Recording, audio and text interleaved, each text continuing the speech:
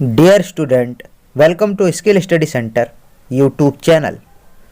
दोस्तों, आज हम लोग ज्यामिति में त्रिभुज पर आधारित प्रश्न करेंगे जो आपके एग्ज़ाम के पॉइंट ऑफ व्यू से बहुत ज़्यादा हेल्पफुल है। दोस्तों, ये वीडियो मैं स्पेशली सुपर टीटी, टीएसएसबी और आरआरबी ग्रुप डी यानी रेलवे ग्रुप डी के लिए बना रहा हूँ, जिसकी हम लोग धुआंधार प्रैक्टिस कर रहे हैं। वीडियो को पूरा देखें, पक्का आपको इससे हेल्प मिलेगी। आज हम लोग त्रिभुज पर आधारित प्रश्न करेंगे। यहाँ से अक्सर एक या दो क्वेश्चन आपको देखने को मिल जाता है। चलिए शुरू करते हैं। दोस्तों, वीडियो शुरू करने से पहले जो कुछ इम्पोर्टेंट बातें हैं वो आपको पता होनी चाहिए, वो आपको मैं बता देता हूँ। देखो, एक त्रिभुज में मीडियन, एल्टीट्यूड और एंगल बाइसेक्टर क्या होते हैं, इसको मैं थोड़ा बेसिक तरीके से समझ लेते हैं। इसके बाद क्वेश्चन करेंगे, ईजिली सॉल्व कर लेंगे।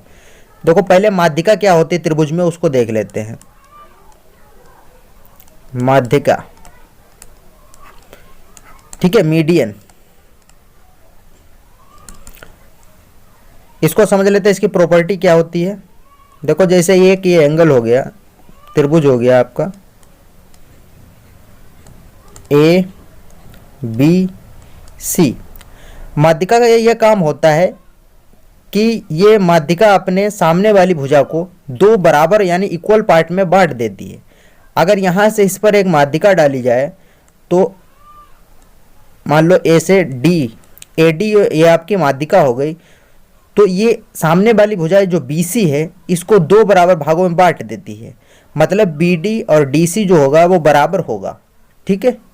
और ये जो त्रिभुज का क्षेत्रफल है यानी ए बी डी और ए सी डी, ये क्षेत्रफल भी बराबर होगा। मतलब त्रिभुज को इक्वल दो बराबर भागों में भी बांट देती है, और जो सामने वाली भुजा होती है इसको भी दो बराबर भागों में बांट देती। कौन? माध्यिका, ठीक है। इसको आप याद रखना। अगर यहाँ से, और एक दूसरी बात, ये जो माध्यिका होती है ये 2:1 के रेशियो में होती है, ठीक है। अभी देख लेते हैं, अगर यहाँ से माध्यिका डालें तो ये सामने वाली भुजा को दो बराबर भागों में बांट देगी, ये इसके बराबर होगा, ठीक है। अगर यहाँ से हम लोग माध्यिका डालें इस तरीके से, ये वाली जाएगी यहाँ से, ठीक है। तो ये जो जहाँ पे ये तीनों माध्यिकाएं जहाँ पे ये कट करती हैं उसको केंद्रक कहते हैं, ठीक है। अब क्वेश्चन में जहाँ भी केंद्रक का यूज होगा आप समझ जाना है कि वहाँ माध्यिका डाली गई है, ठीक है। तो ये भी भुजाएं बराबर होंगी और ये 2:1 के रेशियो में इसको डिवाइड करती हैं। अभी मैंने बताया जो माध्यिका होती है त्रिभुज को भी बराबर भागों में बांट देती है। मतलब अब इसमें 6 पार्ट हो गए आपके। देखो, 1 2 3 4 5 और 6, इन 6 पार्ट का जो भाग, जो इनका क्षेत्रफल होगा वो बराबर होगा। मतलब एक पोर्शन ये हो गया 1 2 3, मतलब इन सब का जो क्षेत्रफल होगा यानी एरिया होगा वो बराबर होगा। मतलब जो बड़े वाले त्रिभुज का क्षेत्रफल होगा वो इन 6 छोटे छोटे खंडों के बराबर होगा। इसको आप याद रखना, ठीक है। इसके बाद हम इसको समझ लेते हैं कि एल्टीट्यूड क्या होता है। एल्टीट्यूड, देखो बहुत ज़्यादा फर्क नहीं होता है। एल्टीट्यूड यानी लंब केंद्र क्या होता है। देखो, इसमें भी फर्क ये होता है, समझ लो इसको भी। मान लो ये ए हो गया, ये बी हो गया और ये सी हो गया। इसमें जो एल्टीट्यूड होता है ये सामने वाली भुजा पर लंब होता है, मतलब परपेंडिकुलर होता है। वहाँ पर ये 90 का कोण बनाएगा, ठीक है। ए बी सी, मान लो ये डी हो गया, तो ये सामने वाली भुजा पर 90 का कोण बनाता है। अगर यहाँ से एल्टीट्यूड डाला जाए तो यहाँ पर भी ये 90 का कोण बनाएगा। मान लो बी ई हो गया, और यहाँ से अगर इस पर एल्टीट्यूड डाला जाए तो ये सी ई होगा, सी एफ मान लो, ठीक है। एफ, ई नहीं एफ, ठीक है। एल्टीट्यूड की खास बात ये होती है कि जहाँ से एल्टीट्यूड, ये जहाँ पर ये तीनों एल्टीट्यूड कट करते हैं उसको ऑर्थो सेंटर कहते हैं, ठीक है। इसको क्या कहते हैं? केंद्रक कहते हैं, लंब केंद्र, ठीक है। क्या कहते हैं इसको? लंब केंद्र। इंग्लिश में इसको ऑर्थो सेंटर कहते हैं। क्वेश्चन में जहां भी अगर आपका लंब केंद्र का यूज किया जाए तो समझ लेना कि वहां एल्टीट्यूड डाला गया है। एल्टीट्यूड की ये खास बात होती है, जहां पे ये कट करता है तो यहां से ये एल्टीट्यूड है तो बाकी दोनों साइड से यानी जो यहाँ से रेखा यहाँ पे आएगी, मान लो ये ओ पे कट करता है, तो ये जो ओ पॉइंट होगा वो यहाँ से भी समान दूरी पर होगा और डी से भी समान दूरी पर होगा। इसी तरीके से जो यहाँ सी से एल्टीट्यूड डाला गया है ओ पर, तो जितना ओ ई होगा उतना ही ओ डी होगा। इसी तरीके से देखो ए से जो एल्टीट्यूड ए डी डाला गया है, तो ए ओ जो है यहाँ से जितनी दूर ए ई होगा उतनी ही दूर क्या होगा, ओ एफ होगा। ठीक है, अगर ओ पर हम लोग एक प्रकार रख के इतनी दूरी कवर करके इसको अगर कवर करें तो यहाँ पे एक सर्कल बन जाएगा, तो एक वृत्त बन जाएगा। ठीक है, जो चारों ओर साइड को टच करेगा। तो ये होता है एल्टीट्यूड। ठीक है, इसको याद करना, इसमें जहाँ पर ये तीनों एल्टीट्यूड कट करते हैं उसको लंब केंद्र कहते हैं।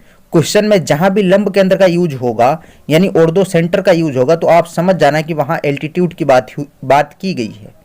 ठीक है, अब देखते हैं क्वेश्चन सॉल्व करते हैं, इजीली आप इसको समझ जाएंगे। ठीक है दोस्तों, पहला क्वेश्चन लिखा है कि 2 सेंटीमीटर, 3 सेंटीमीटर, 5 सेंटीमीटर और 6 सेंटीमीटर लंबाई वाले खंडों में से किन्हीं 3 रेखा खंडों को लेकर कितने त्रिभुज बनाए जा सकते हैं। देखो ये 2, 3, 5, 6, देखो ये 4 रेखाखंड दिए हैं, इसमें से कितने हम लोग त्रिभुज बना सकते हैं। तो ये मैं आपको ये बता देता हूँ कि त्रिभुज बनाने के लिए 2 भुजाओं यानी 2 छोटी भुजाओं का योगफल बड़ी भुजा से बड़ा होना चाहिए। मतलब देखो लिखा है 2, 3, 5 और 6, इनमें से 3 त्रिभुज बनाने के लिए 3 साइडें चाहिए आपको। तो इसमें से 2 छोटी भुजाओं का योग बड़ी भुजा से ज़्यादा होना चाहिए, मतलब 6 तो रहेगा, ये तो पक्का है। अब देख लो इनमें से अगर 2 और 3 को ले लें हम लोग, तो 2 और 3 कितना होता है, 5 होता है, जो कि बड़ी भुजा से कम रह जाएगा। तो 2, 3 नहीं ले सकते, हाँ 2 और 5 ले सकते हैं। देखो 2 और 5 का अगर योगफल करेंगे तो वो 6 से ज़्यादा हो जाएगा, यानी 7 हो जाएगा। तो एक त्रिभुज तो ये तो कन्फर्म बन जाएगा, 2 और 5, 6, एक त्रिभुज ये बन जाएगा। देखो 2 छोटी भुजाओं का योग बड़ी भुजा से बड़ा होना चाहिए, मतलब 5 और 2 7, 6 से बड़ा हो जाएगा। ठीक है, एक त्रिभुज बन गया। और भी कुछ ले सकते हैं, हाँ और भी ले सकते हैं। अगर हम लोग 3, 5 और 6 इनको लें तब भी एक त्रिभुज बन जाएगा। देखो 3 और 5 8 हो जाता है, जो कि 6 से बड़ा है, तो ये भी त्रिभुज बन सकता है। मतलब ओवरऑल 2 त्रिभुज बन सकते हैं इन रेखाखंडों के यूज से। तो आप ये याद रखना कि 2 छोटी भुजाओं का योग बड़ी भुजा से बड़ा होना चाहिए, तभी त्रिभुज बनेगा, अन्यथा त्रिभुज संभव नहीं है। ठीक है, आई होप इसको आप समझ गए होंगे, ये कई बार एग्जाम में पूछा जाता है इसी तरीके से क्वेश्चन। चलिए अगला क्वेश्चन देखते हैं। दोस्तों लिखा है कि त्रिभुज ABC में AD माध्यिका है और AD बराबर 1/2 BC। ठीक है, तदनुसार यदि एंगल BAD बराबर 30 हो तो एंगल ACB कितना होगा। पहले हम लोग त्रिभुज को ड्रॉ कर लेते हैं, उसके बाद देखते हैं। देखो त्रिभुज ABC, एक त्रिभुज बनाएंगे ABC,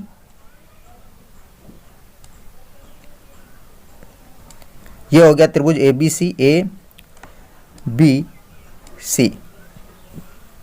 इसने कहा कि जो AD है वो माध्यिका है, मतलब माध्यिका भी बताया था, जो सामने वाली भुजा है इसको 2 बराबर भागों में बांट देगी। ठीक है, जितनी ये D हो गया, मतलब जितनी BD होगी उतना ही DC होगी, मतलब BD बराबर DC माध्यिका के अकॉर्डिंग हो गया। ठीक है, अब देखो क्या दिया है, इसने लिखा है जो AD है वो 1/2 BC का है। मतलब BC अगर मान लो 2 है, BC मान लो 2 है, तो AD जो है वो 1/2 BC है। ठीक है, तो ये कितना होगा, AD कितना होगा, AD देखो 1 होगा। ठीक है, अगर ये 2 है तो 1 होगा, क्योंकि ये आधा है BC का AD। ठीक है, और ये जो AD है हमने बताया कि सामने वाली भुजा को बराबर 2 भागों में बांट देती है। मतलब अगर BC 2 है तो पक्का इसने 2 भाग में इसको बांटा होगा, एक ये हो जाएगा और एक ये हो जाएगा। ठीक है, तो एक ये हो गया, एक ये हो गया, एक ये हो गया। देखो जब भी इस तरह के कंडीशन बने कि एक तीनों भुजाएं बराबर हों तो हमेशा ये एंगल 90 का होता है, इसको याद कर लेना। ठीक है, हमेशा 90 का एंगल होता है। इसमें पूछा क्या है, देखो इसमें पूछा है कि एंगल ACB, मतलब ACB एंगल ACB पूछा है कितना होगा। तो हम लोग इसको कैसे निकालें, अब देखो इसको सॉल्व कैसे करेंगे। दे भी रखा है कि एंगल बी ए डी बराबर 30 है, मतलब बी ए और डी बराबर कितना है 30।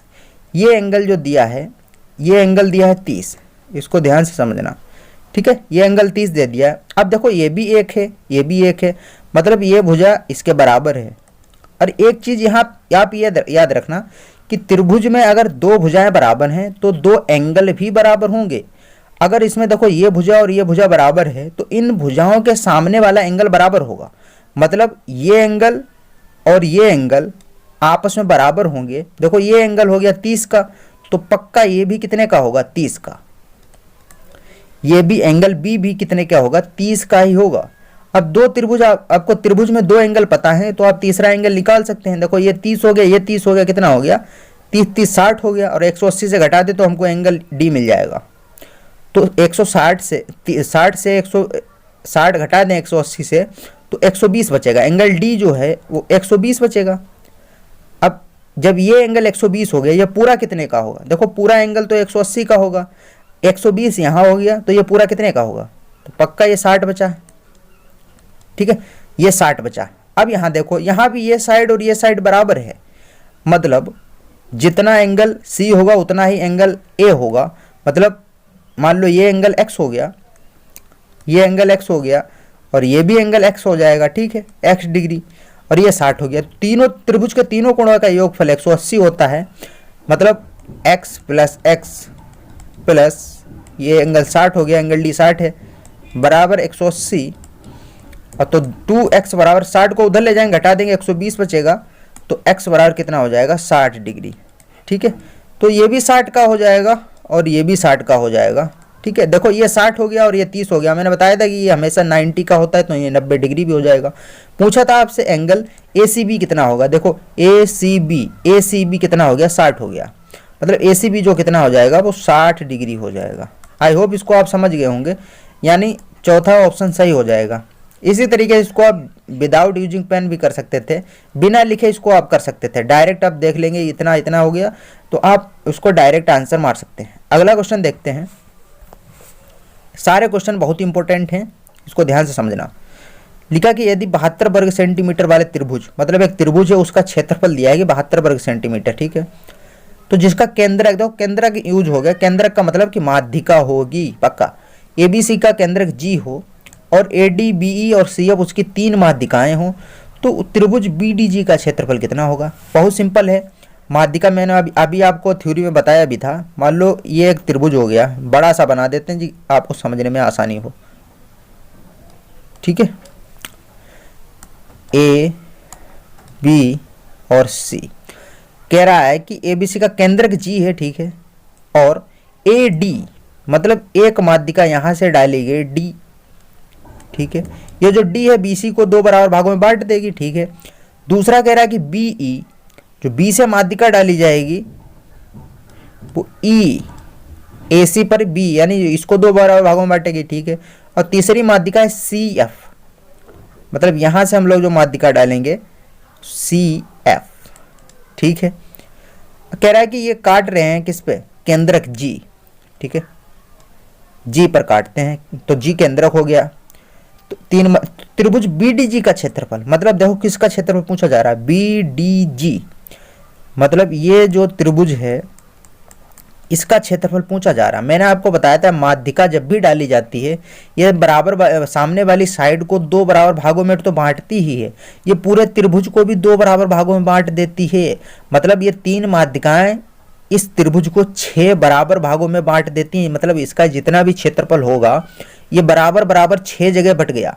मतलब इसमें 6 पोर्शन, 1 2 3 4 5 6, इन 6 खंडों का जो क्षेत्रफल है वो बराबर है एक दूसरे के, लेकिन पूरे त्रिभुज का दिया है, मतलब इन 6 खंडों को मिलाकर कितना दे दिया 72, और पूछ लिया कि BDG में तो एक ही खंड आ रहा है, मतलब 6 यूनिट बराबर 72 के है, और आपसे पूछा जा रहा है एक खंड का, तो ये तो पूरे त्रिभुज का हो गया, और पूरे त्रिभुज में 6 खंड है मतलब 6 यूनिट है, ये यूनिट मान लो 6 यूनिट बराबर 72, तो एक यूनिट कितना क्या हो जाएगा, एक यूनिट हो जाए 6 कम 6 6 दूनी 12, 12 छंग 72, मतलब 12 वर्ग सेंटीमीटर। यहाँ सेंटीमीटर सबको लगा लेना, वर्ग सेंटीमीटर, पहला ऑप्शन सही हो जाएगा 12 वर्ग सेमी, ठीक है, अगला क्वेश्चन देखते हैं।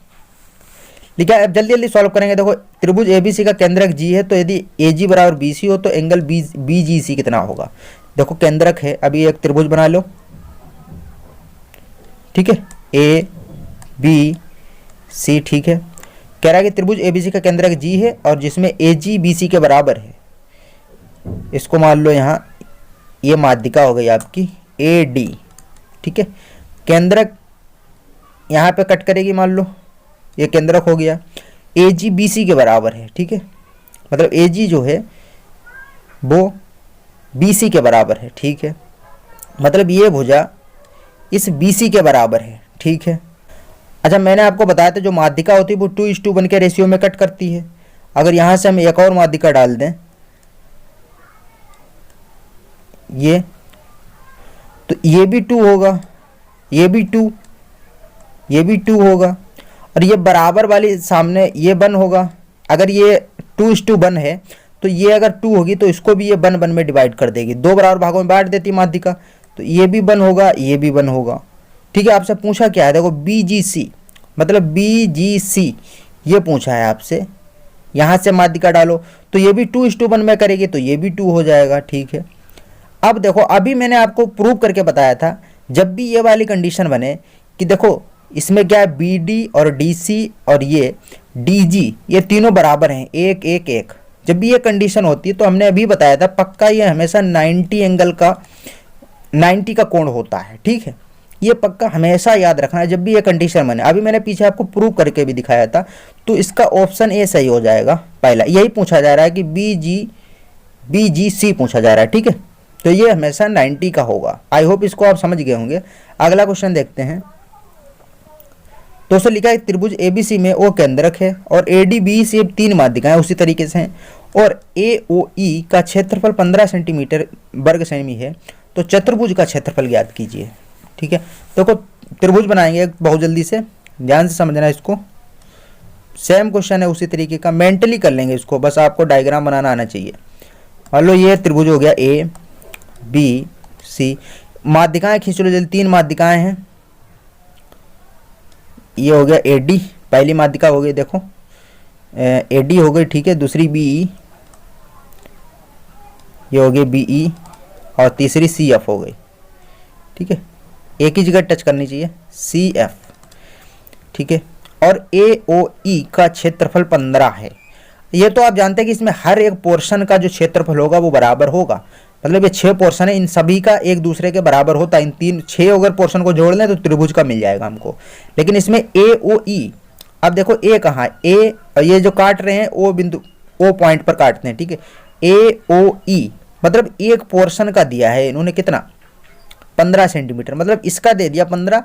तो ये 15 वर्ग सेमी होने से हमको क्या पता चला कि हर एक पोर्शन का 15 वर्ग सेंटीमीटर क्षेत्रफल है। मतलब ये भी 15, ये भी 15, ये भी 15, ये भी 15, ये भी 15, ये भी 15, मतलब 6 पोर्शन का 15 वर्ग सेंटीमीटर इसका क्षेत्रफल है। अगर त्रिभुज का पूछ लेता तो हम लोग 15 छक्का कितना होता है, 15 पंजा पे 15 छक्का 90, तो 90 वर्ग सेमी इसका क्षेत्रफल पूरे त्रिभुज का हो जाता।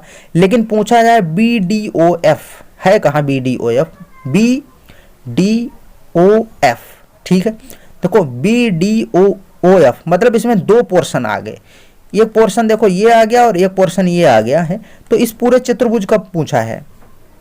तो चतुर्भुज बी डी ओ एफ का क्षेत्रफल 2 गुणे, क्योंकि इसमें 2 पोर्शन आ गए, एक पोर्शन का 15 है तो 2 का कितना हो जाएगा, 2 गुणे 15 बराबर 30 वर्ग सेमी, ठीक है। वर्ग सेमी, यहाँ सेमी होगा स्क्वायर, ठीक है। 15 दूनी 30, मतलब ऑप्शन तीसरा सही हो जाएगा। आई होप इसको आप समझ गए होंगे। अगला क्वेश्चन देखते हैं, जल्दी जल्दी करेंगे। यदि किसी त्रिभुज का लंब केंद्र तथा केंद्रक एक समान हो तो वह त्रिभुज किस प्रकार हुआ। हमेशा याद रखना, हमेशा समबाहु त्रिभुज होगा, ठीक है, इक्विलैटरल ट्रायंगल होगा। अगला क्वेश्चन देखते हैं। एक त्रिभुज में यदि 3 शीर्षलंब बराबर हो तो वह त्रिभुज वो भी कौन सा होगा, हमेशा समबाहु त्रिभुज होगा। याद रखना, समबाहु त्रिभुज ही होता है जिसमें शीर्ष सब बराबर होते हैं। 8वां क्वेश्चन देखते हैं, ये भी इंपॉर्टेंट क्वेश्चन है, जल्दी जल्दी इसको सॉल्व करेंगे। एक त्रिभुज एबीसी में A B 3 centimetre, A C 4 centimetre और एंगल ए का समद्विभाजक ए डी भुजा बी सी को बिंदु डी पर मिलता है, तब B D is to D C बराबर होगा। पहले तो एक त्रिभुज बना लेते हैं, जल्दी जल्दी इसको सॉल्व कर लें, पता चल जाएगा। देखो कह रहा है त्रिभुज ए बी सी में ए बी बराबर 3 और ए सी बराबर 4 सेंटीमीटर, ठीक है। ये एक त्रिभुज हो गया ए बी सी। कह रहा है ए बी 3, मतलब ए बी 3 हो गया, ठीक है।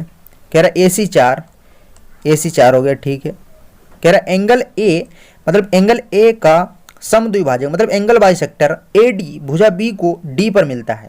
मतलब इस एंगल का अगर बाइसेक्टर करें वो डी पर मिलता है और BC को बिंदु डी पर काटता है, ठीक है। BC को डी पर मिलता है, तब BD इज टू DC का मान क्या होगा, ठीक है। देखो एंगल जितना ये होगा उतना ही ये होगा, क्योंकि ये बाइसेक्टर एंगल को 2 बराबर भागों में बांट देता है। अगर ये 90 होगा तो 45 का ये होगा, 45 का ये होगा, जितना भी हो। तो इसका रेशियो बताए। देखो ये 2 त्रिभुज बन रहे हैं इसमें, एक ABD और दूसरा ACD या ADB या ADC एक दूसरे के सिमिलर हैं, ठीक है।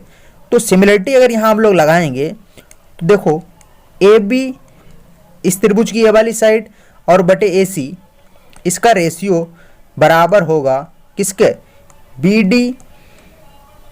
BD अपॉन DC के, ठीक है।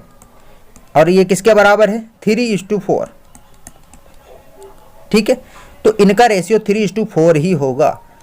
ऑप्शन दूसरा सही हो जाएगा। आई होप इसको आप समझ गए होंगे। तो 3:4 इसका ऑप्शन, इसका बी ऑप्शन सही हो जाएगा। अगला क्वेश्चन देखते हैं। लिखा कि मान लीजिए त्रिभुज ABD में, देखो ABC नहीं, यहाँ लिखा है ABD में कोण ADB 20 हो और CBD पर एक ऐसा बिंदु है जिसमें AB AC के बराबर हो और CDC ये है, तो कोण ABC का माप कितना होगा। इसको मेंटली कर लेंगे। एक त्रिभुज बना लेते हैं ABD। मान लो ये एक त्रिभुज हो गया आपका इस तरीके से, A B और D, ABD हो गया त्रिभुज, ठीक है। अब कह रहा है कि इसमें कोण ADB मतलब ADB वो 20 डिग्री का है। ये कोण हो गया वो 20 डिग्री का हो गया, ठीक है। कह रहा है CBD पर, यानी इस BD पर कोई C है, ऐसा बिंदु है जिसमें AB AC के बराबर है। मतलब जो AB होगा वो AC के बराबर होगा। मतलब यहाँ पर कोई एक C पॉइंट है, कहीं पर भी हो सकता है, ये C पॉइंट है जिसमें वो AB वो AC के बराबर है। मतलब यहाँ से अगर इसको हम लोग मिला दें तो AB और AC के बराबर है, वो उसने दिया है। AB AC के बराबर है, मतलब ये भुजा के बराबर है। और CD यानी जो CD है वो CA के बराबर है। लो CD CA के बराबर, मतलब ये भुजा और ये भी बराबर, मतलब 3 भुजाएं बराबर मिल गई। एक CD मिल गई, एक CA मिल गई और एक AB मिल गई, तीनों भुजाएं बराबर। और इसने एक एंगल बता रखा है कि ये 20 है, ठीक है। तो कोण ABC का मान ज्ञात कीजिए। ABC इसका कोण आपको पता होना चाहिए क्या होगा, ठीक है। अब देखो इसको सॉल्व कैसे करें, यहाँ से सॉल्व करना शुरू करो। इसमें देखो एक भुजा ये हो गई और एक भुजा ये हो गई। अभी मैंने बताया अगर त्रिभुज में 2 भुजाएं बराबर हैं तो पक्का 2 एंगल भी बराबर होंगे। कौन कौन से एंगल बराबर होंगे, जो भुजाएं बराबर हैं उसके सामने वाले एंगल बराबर होते हैं। मतलब इस भुजा के सामने एंगल 20 है तो ये बराबर होगा इस वाली भुजा के सामने एंगल कौन सा होगा, A। मतलब ये 20 है तो पक्का ये भी 20 होगा। त्रिभुज के तीनों कोण 180 होते हैं। ये इधर कितने हो गए 40 और अभी बचा कितना है, मतलब 140 एंगल अभी बचा है, तो पक्का ये 140 होगा, ठीक है। तभी तो तीनों का 180 हो पाएगा। अब देखो जब ये 140 है, ये पूरा एंगल कितने का होगा, ये पक्का 180 का होगा। तो ये कितने का बचा, जब 140 उधर हो गया तो पक्का ये 40 बचा, ठीक है।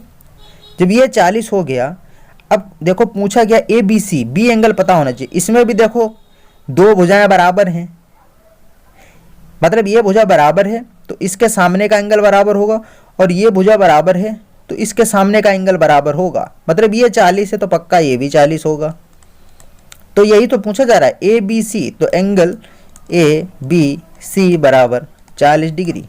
आई होप इसको आप इजीली समझ गए होंगे, मेंटली कर सकते थे, तो पहला ऑप्शन सही हो जाएगा। अगला क्वेश्चन देखते हैं।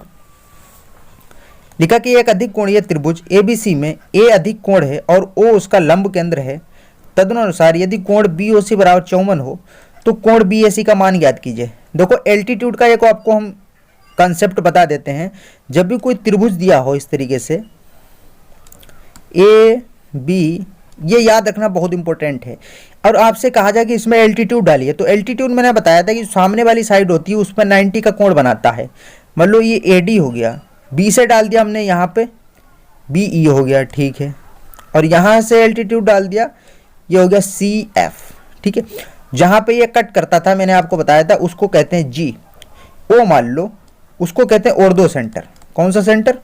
ऑर्थो सेंटर, लंब केंद्र, ठीक है, लंब केंद्र। तो मैं आपको ये बताना चाह रहा हूं, तो इसमें जो angle BOC plus angle BAC बराबर होता है 180 के, 180 डिग्री के। तो ये आप याद रखना, ठीक है।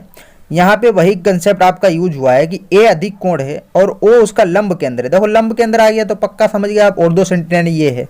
तो इसमें एक कोण BOC देखो 54 दिया है, यानी BOC 54 हो, ये वाला एंगल 54 दिया है। और आपसे पूछा क्या है? तो BAC पूछा है, BAC पूछा है आपसे, ये वाला पूछा है। तो ये 54 दिया, ये आपको पता है, तो 180 से घटा दो, आपको पता चल जाएगा। यानी ये 54 डिग्री हो गया, और एंगल BAC पूछ दिया आपसे बराबर 180 डिग्री। तो BAC कितना हो जाएगा? 180 से घटा दो, तो एंगल BAC बराबर हो जाएगा 180, इससे 54 घटा दो तो कितना बचेगा? 126, ठीक है। तो ऑप्शन दूसरा सही हो जाएगा। आई होप इसको आप समझ गए होंगे, ये कंसेप्ट आप समझ लीजिए। अगला क्वेश्चन देखते हैं, वो भी बहुत इंपॉर्टेंट है, उसमें भी हम ये कंसेप्ट आपको बताएंगे। देखो यदि त्रिभुज में एबीसी का अंतः केंद्र देखो क्या होता है, इन सेंटर क्या होता है, इन सेंटर। देखो कोई भी त्रिभुज हो, उस त्रिभुज में क्या करते हैं हम लोग? एंगल बाइसेक्टर, मतलब कोण का आधा करते हैं। मतलब ये त्रिभुज हो गया ए बी सी, इसमें अगर यहाँ से हम लोग इस कोण का बाइसेक्ट करें, बाइसेक्ट मतलब इस कोण को दो बराबर भागों में बांट देगी वो लाइन, उसी को हम लोग एंगल बाइसेक्टर कहते हैं। और जहाँ पे ये तीनों लाइनें टच करती हैं उसको अंतः केंद्र कहते हैं। यहाँ से अगर इसको हम लोग करें तो ये भी दो बराबर भागों में बट जाएगा, यहाँ से इसको कट करें ये भी दो बराबर भागों में बट जाएगा, और ये जहाँ पे काटते हैं उसी को हम लोग अंतः केंद्र कहते हैं। मान लो ये O पॉइंट पर कट करता है, ठीक है। तो इसकी खास बात ये होती है, जो अंतः केंद्र होता है तो इसके लिए एक फार्मूला ये बनता है, एंगल BOC होगा वो 90 plus angle half angle A। अगर आपको एंगल BOC निकालना है तो आप 90 डिग्री में हाफ A जोड़ देंगे। यही तो क्वेश्चन पूछा जा रहा है। इसमें I कर दिया तो यहाँ O की जगह आप I कर लो, क्वेश्चन सेम हो जाएगा। तो त्रिभुज ABC का अंतः केंद्र और कोण A का, मतलब ये कोण दिया था इसके 60 का BIC कितना होगा? मतलब ये 60 एंगल दिया था, ठीक है। देखो ये 60 हो गया, यहाँ O की जगह इन्होंने I को यूज किया है तो हम लोग I लिख लेंगे। तो यही तो पूछा है BIC, अगर O होता तो BOC और पूछ लिया BIC, तो एंगल BIC कितना होगा? देखो 90 प्लस हाफ A कितना है? 60 दिया है, तो ये 60 डिग्री, 2 से ही जाएगा कितने पे? 30 बार में, तो 90 प्लस 30 बराबर कितना हो जाएगा? 120। मतलब BIC जो होगा वो 130 डिग्री, 120 डिग्री होगा। आई होप इसको आप समझ गए होंगे। तो दोस्तों आज के वीडियो में इतना ही। उम्मीद करते हैं कि आपको वीडियो पसंद आया होगा। मिलते हैं नेक्स्ट वीडियो में, जब तक के लिए बाय बाय, टेक केयर।